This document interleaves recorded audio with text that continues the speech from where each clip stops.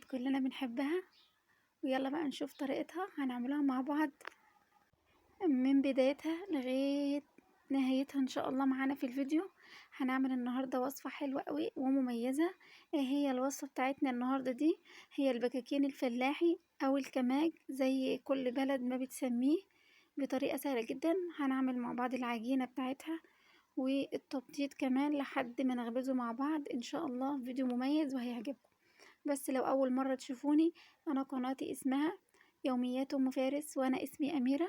لو اول مرة تشوفوني ممكن تنوروني بالاشتراك بتاعكم وتحطوني لايك للفيديو بتاعنا علشان يوصل لحبايبنا ونشير الفيديو مع بعض. اول حاجة، انا ما كنتش هنعمل البكاكين او الكمام، بس بصراحة كنت جايبة حليب او لبن زي ما بتسموه عندكم، والحليب ده راب مني او قطع مني، فاعمل بيه ايه؟ يلا بقى بينا كده نعمل احلى شوية كماج او بكاكين بتكون زي القمر، بالذات لما اللبن يكون رايب مننا او قطع مننا. اول حاجة نرتب خطواتنا كده ونبدأ ونقول بسم الله. طبعا معانا كمية الدقيق اللي انتوا شفتوها دي، وبعد كده نجيب كوباية علشان نختبر الخميرة بتاعتنا. دي خميرة بيرة. انا بجيب القالب بتاع الخميرة واقطعه واحطه في اكياس في الفريزر، فلازم اللي انا اختبره علشان ما يبوظليش العجين بتاعي. احط نص معلقة سكر على شوية مية دافيين، وننزل بالخميرة بتاعتنا ونقلب كويس جدا. نسيبها على جنب لغاية ما نرتب الخطوات اللي بعد كده. ننزل بقى بكمية الدقيق اللي انتوا هتعملوها، ومعانا كمان معلقتين كبار من السمسم عادي متحمص او عادي مش شرط متحمص يعني. وننزل بمعلقة من الملح وكمان معلقة من السكر، وكمان ننزل بمعلقة من البيكنج باودر. وكمان لو حابين تستبدلوا السكر ده بعسل اسود بيكون زي القمر، بس بصراحة كنت نفسي اعمله بالعسل الاسود بس ما كانش موجود عندي ولا متوفر.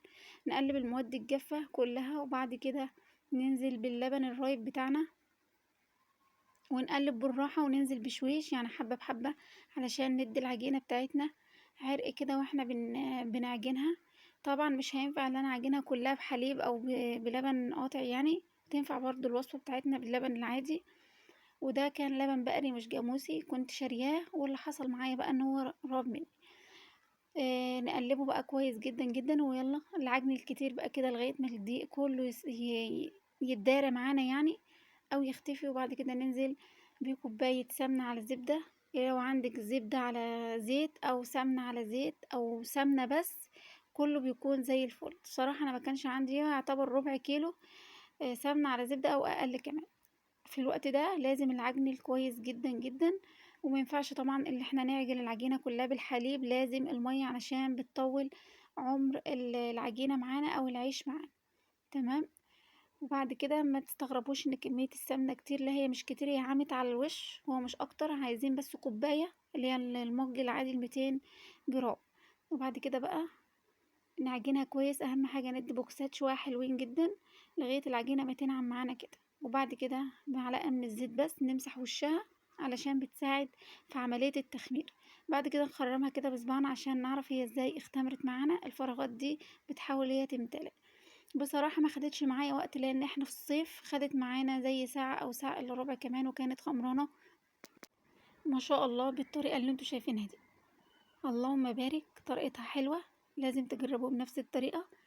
شوية حليب عندكم او شوية زباديتين 3، مش شرط كمية الدقيق اللي انا عاملاها دي، انا بعمله بحطه في الفريزر بسحب منه. ممكن تجربيه في كيلو او في نص كيلو بنفس المقادير. وطبعا ما اقدرش اقول لكم هي خدت قد ايه سوائل مني، علشان العجين او الدقيق بيختلف من مكان لاخر. ممكن تاخد مني انا كيلو حليب، ممكن ما تاخدش منكم غير نص كيلو كوباية مية ممكن يعني.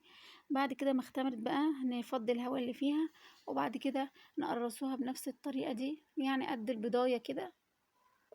وبعد ما نقرصوا الكمية ما شاء الله طلعت معانا كمية هايلة جدا وممتازة تكفيني وقت طويل.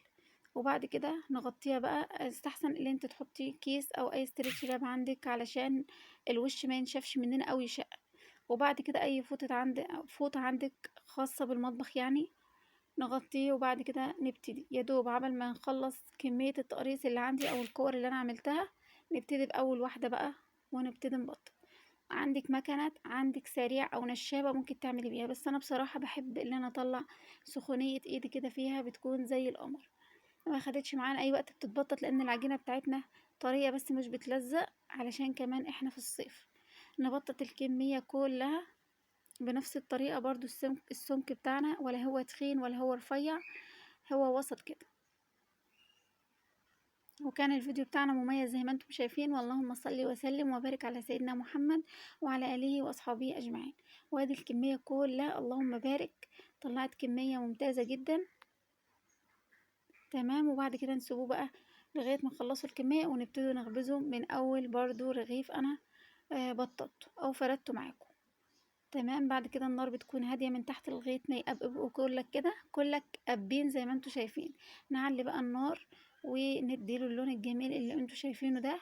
ولو وصلتوا بقى لحد هنا في الفيديو ولو عجبكم كمان ما تنسوش تصلوا على النبي في كومنت وتحطوا لي لايك وتشيروا الفيديو لاصحابكم عشان الكل يستفيد. وكمان تنوروني بالاشتراك لان احنا بنكبر منكم، يعني ليكم وليا يعني. تمام يا حبيب قلبي، ما شاء الله منفوخين كلك. كنت لسه هوت اختي كانت بتساعدني فيهم يعني، واللهم بارك. ويلا بقى من النهارده الفيديو الجاي اسيبكم في رعاية الله، ولازم تجربوا الفيديو ده وتقولوا لي ايه رأيكم. والسلام عليكم ورحمة الله وبركاته.